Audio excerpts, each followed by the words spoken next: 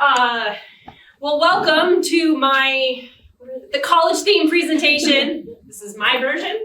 My name is Jamie Kotewa, and I'm the art instructor. I teach on both campuses, so you could run into me either place. So our overarching theme this year is Who Can, We Can, the will to overcome. And this is the second time that it has been proposed that I do one of these. So I have overcome my nervousness with doing this. I'm here today, folks. I am not gonna lie, I was, the first time around, I told Michael that I was gonna do this from my hen house because we were doing all video versions, and that I tried multiple times to make that work and it didn't. But I thought the chickens at least deserved a tie-in today, so I wanted you to know that Gertie is my favorite hen. She's our only Rhode Island red. You will find out more about her at the end, and that's where we'll have the quiz. But that was a lot easier to say than all the other titles I came up with, which were failing with a flourish, which is really hard. There's the double F thing and then the FL, and if you say it twice, you mess it up. Then I was like, ooh, failing with flare. Again, F and FL. Not a good combination. Failure in pursuit of learning is probably the closest, most accurate and easier to say one, but still Gertie is my favorite hen, so that one out. And if I turn the clicker on, then it works. That's your other tip for today. So like I said, I am in the art department, and one of the pieces that I wanted to pull in today is the idea of art principles. They're terms that we use to describe how an artist puts things together in their artwork. And I see a lot of ways that those apply in a broader way to our life. So within the classroom, within our life, we can see a lot of those things. Here's kind of a real quick and easy rundown on them. We're not gonna dive into them real deep, but just so you have an idea of what we're talking about. Relationship to the environment, compositional unity, repetition, pattern, and movement, variety and contrast, proportion, balance, economy, that's not how much it costs, that's whether or not they're using a lot of something or not. It's more the idea of minimalism, and then emphasis. Okay, so those are things that artists are constantly working with, their tools, the way that they're using their tools in the toolbox. So back to this idea of failure, and I didn't want to fail at this like I did the first time around. I'm going to provide you 5 easy steps to fail, okay? And I'm actually not being sarcastic with those. I do have this underlying sarcastic tone that if you know me, you're like, oh, great.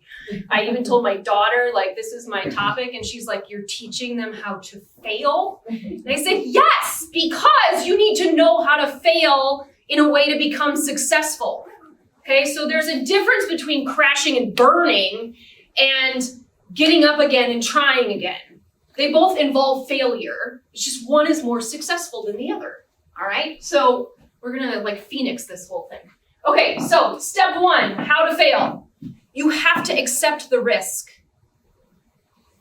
It's all in your mind. It is a mental thing.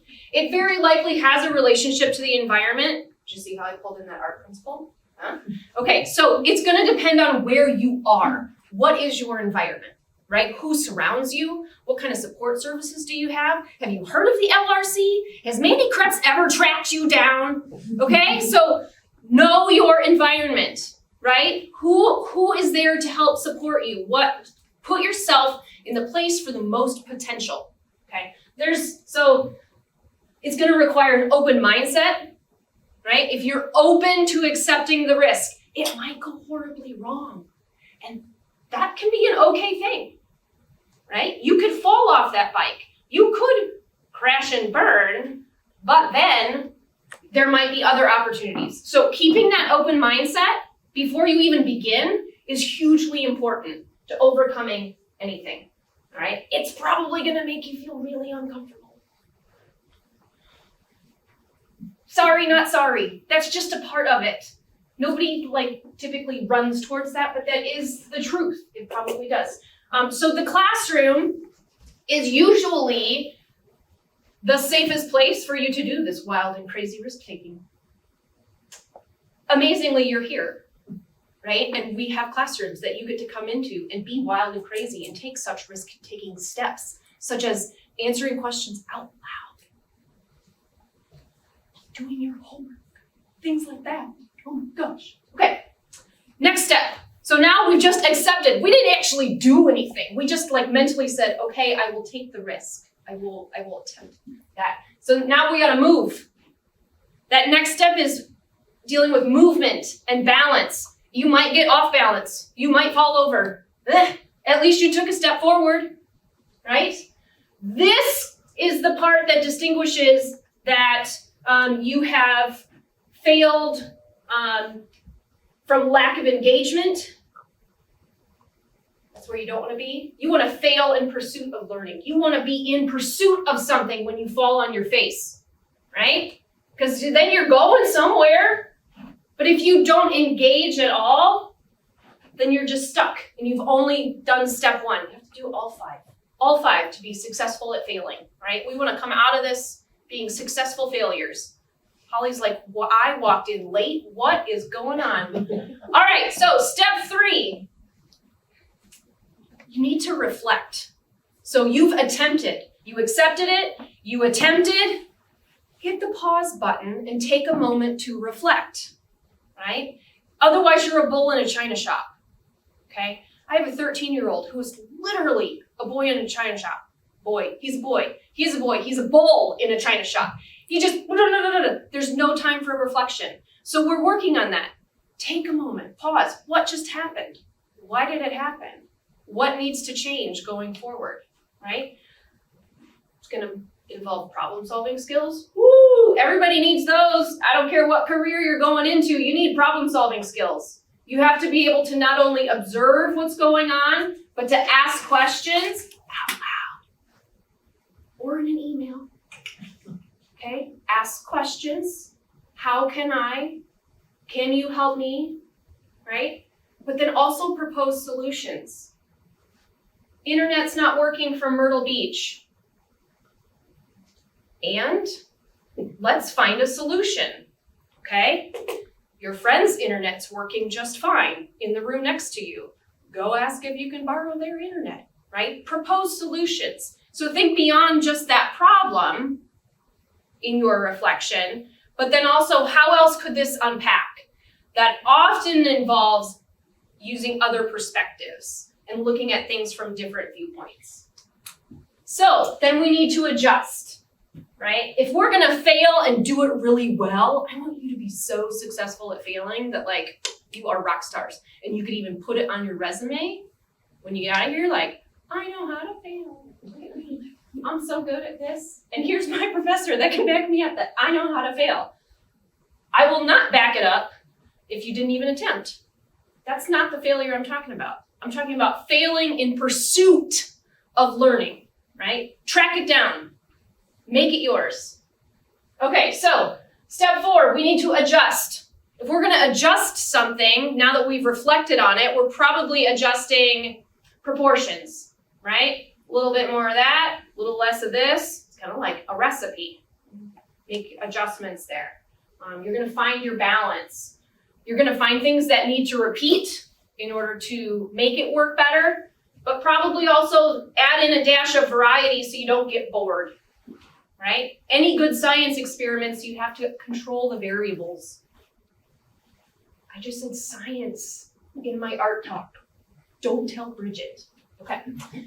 All right, so I wanted to tell you about a photography assignment that we do, and it is designed to push the student to look at a singular thing in many different ways, right? So this started when I taught with film, which is way older than like most of you in here. But film photography, you'd have a roll of film in it. You would only have like 36 images on the roll of film. And then you'd have to process that and get another roll, right? So you had 36. That was it. Get her done. Okay, so the students would take one object, one object, choose wisely, and you have to do 36 different views of that object. There's only so many times that you can photograph the front of your car without it being just the front of your car again. So what could you do to make that more interesting? You could open the hood. You could climb under. You could start cropping things out. Maybe you zoom in, maybe you zoom out, maybe the lights from behind the car, so then you have a silhouette.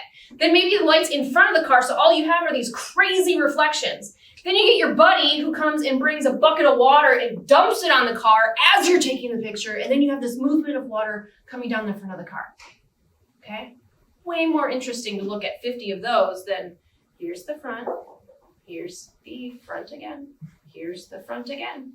Right? So if we start looking at things through that lens, one problem, how many different ways can we look at this problem? That doesn't mean that all of them are going to be successful. In that roll of 36 images, if we had 2 that were good images, that was successful. That means that there's 34 failed attempts there. But we had to have those 34 to know that those other 2 were good. If we only took 2 and stopped, we really have no proof, right? So expand it. Give yourself all those options. Come up with all the bad ideas, right? I talk about this in class. Bring me all the bad ideas so we know that that one you are stuck on is the good one. Because otherwise it's just one idea and we have nothing to compare it to. All right, so your perspective, adjust your perspective to become really good at feeling. Then, this process is not linear. I know I gave it to you in a 1, 2, 3, 4, 5, but it's not. It's not linear. It's not directional. It's not a destination that you arrive to and then you're there. It's like a mishmash, making mashed potatoes all mixed up all together, okay? So you need to repeat it. You need to go back to the beginning because that's how you figure out what you're going to emphasize to bring together and unify your answers, whatever this problem is, whatever you're trying to overcome, right? You need to use that idea of economy. What needs to go? What is not contributing? What's playing in? What's supporting? Where's your support system? Right? And you need to carry it forward. So down the road, we got to go down the road. This is not I know I have a boundary with pencils. So failing successfully is like a continual process. It will happen through your entire life, right? Because it's like this journey that you can't ever escape once you figure out how to do it really well, okay? But that's a good thing. It is a good thing to be successful at failing in this way because it means that you're taking in information, you're processing it, you are responding to it, and then you are then modifying behaviors after that.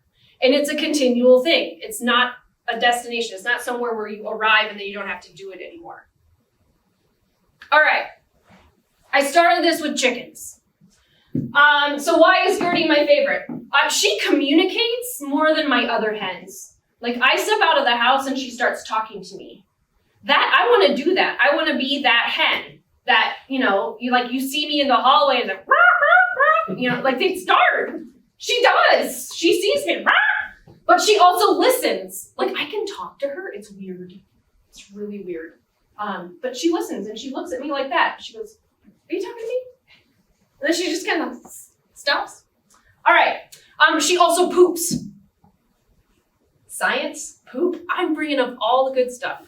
Dumpsters on fire, the whole line. Okay, so she poops, which helps because that's giving back. I know. I just got like really raised eyebrows right here. What? We use it in our garden. Give back. As you are reflecting, as you are modifying whatever is going on and you're trying to overcome something, sometimes it helps to take a moment and give back, right? We were in the middle of one of my sons needed surgery, and it was like so stressful because they were gonna have to like go in and open his head and redo his skull, and it was like a big thing. So that week, our friends were moving, and we found a babysitter, we showed up, we helped them move, like we helped pack up stuff. I don't know, I packed up a kitchen, wasn't my kitchen, I just got to throw stuff in a box. It was amazing. It was such a small thing, but it felt so good in the midst of all of our chaos to be able to go and be a helper, right? So sometimes you need to step out of whatever's going on in order to overcome that. It was good to like step out and give poop and give back, right? She embraces community because they all follow her. All of our other crazy hens, they do. They follow her around. If she goes in, they go in. If she comes out, they all come flying out. And she is relentlessly in pursuit of something. Most of the time we don't know what it is. That's okay. It's probably bugs or something. But she is relentless. She's always in pursuit of something. That's how you need to be. You need to be relentless in the pursuit of learning. Whatever that topic is, whatever that mountain is that you're trying to overcome, be relentless, right? Fail successfully. I believe you can do it. And then, I'm not gonna, okay. I was gonna say something else about pooping, but I'm gonna draw the line there. Okay. I stayed within my pencils. That's it. That's what I got.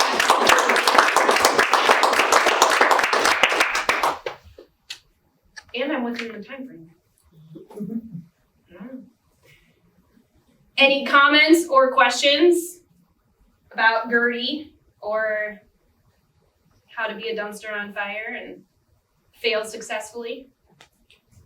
How did you name it? Her full name is Gertrude. It just seemed like a really good old-fashioned name.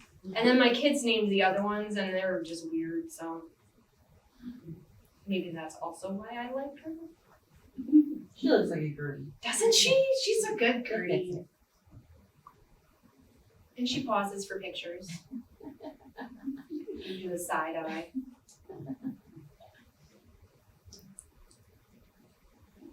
Okay.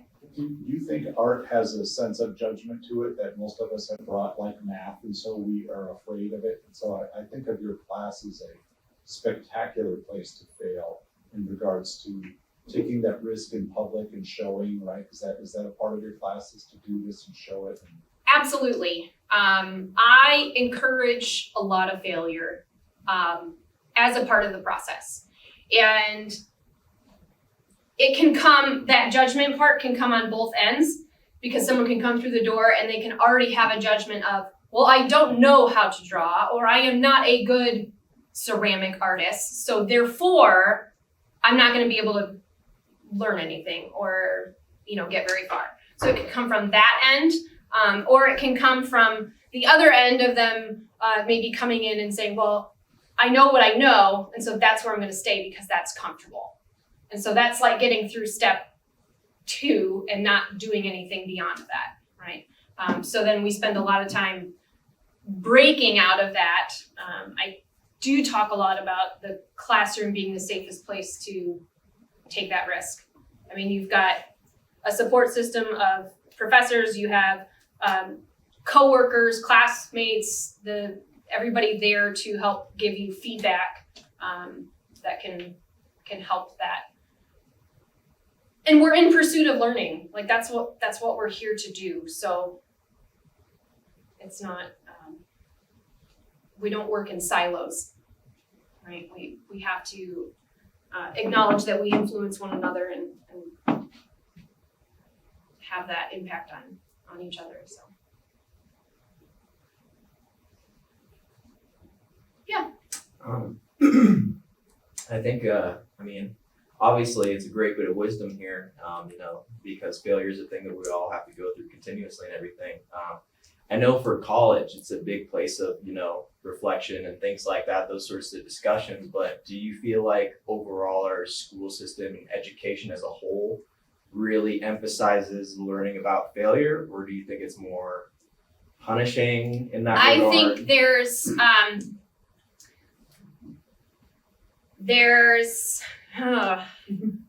that's a good question.